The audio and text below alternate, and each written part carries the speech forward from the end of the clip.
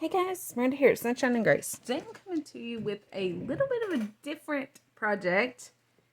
It's still junk journal related, but it's not actually something to use in your junk journals. It's something to use with them. We are making button ink pens that could also be used as a button bouquet. If you didn't want to use them as ink pens, I just thought they looked cute as pens. I mean, how adorbs is that? Okay, so that's what we're doing. You're going to need 5 assorted sized buttons. I have various colors there. A piece of wire that's about maybe 6 inches at most. An ink pen or some kind of a stick to put this thing on. I'm using ink pens because I thought it looked cute. You're going to need some washi tape to make your stem. You're going to need some Fabri-Tac or other strong glue. And 1 piece of green paper to make the leaves. This is some kind of a almost a cloth filling paper that's got like a sheen to it. You can see the shiny stuff. Come in a scrap pack from Walmart for like $3 or something. So that's what we're gonna need. And you're gonna need your scissors. And this is the easiest project ever. Start with your tiniest button. Pick it up. Grab your wire. If you can get a hold of it. I can't. Feed the wire through on both sides. Like this. And pull it up. Ta-da! That part's done. Okay. Grab your next button in size and feed the wire through 2 of the buttons or the holes on it. And slide it up there. Now you have this.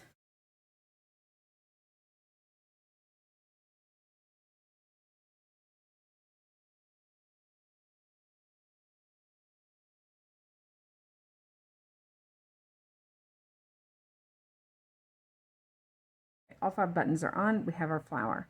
Now you just take and pinch at the base of the flower and twist and twist and twist and twist and twist and twist and twist until you've got about 3 inches. You want a good little stem there.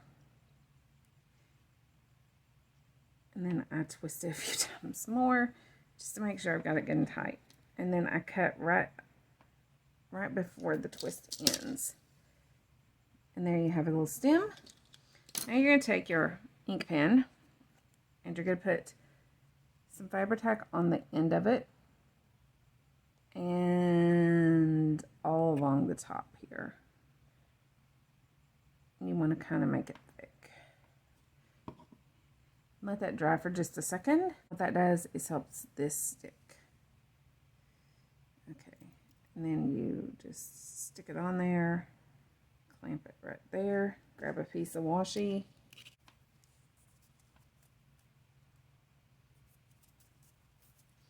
Okay, start wrapping.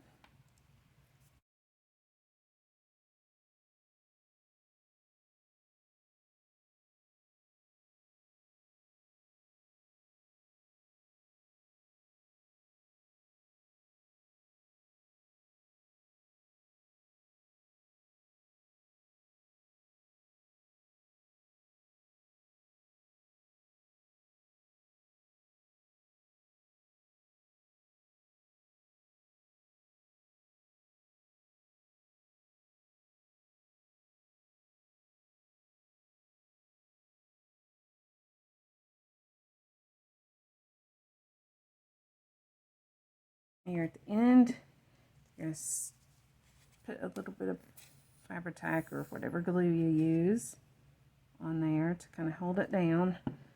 And it's really important on this piece because you're at the end where the cap is going to touch. You don't want the cap pulling that off. Okay, and then put your cap on there to help hold that in place. Now, adjust anything up here. I think it looks pretty good. Now we're going to take and cut our flower or our leaves. What we do is fold this piece in half. This is approximately 1.5 inches by about 3. It's just a little scrap. Any scrap will do. A 1 by 3-ish. It's going to be more than enough to cut the leaves. So you fold it in half, hamburger style, and then fold it in half so that it makes a long rectangle again, the same direction. And then you just take and cut a leaf shape out. Not the best leaf shape ever, but it'll do. Then you're going to take and glue your two leaves together, like this. I wish my glue would come out. Okay. And then you just stick them together. And then you put a gob of glue on them. Right there where they go together.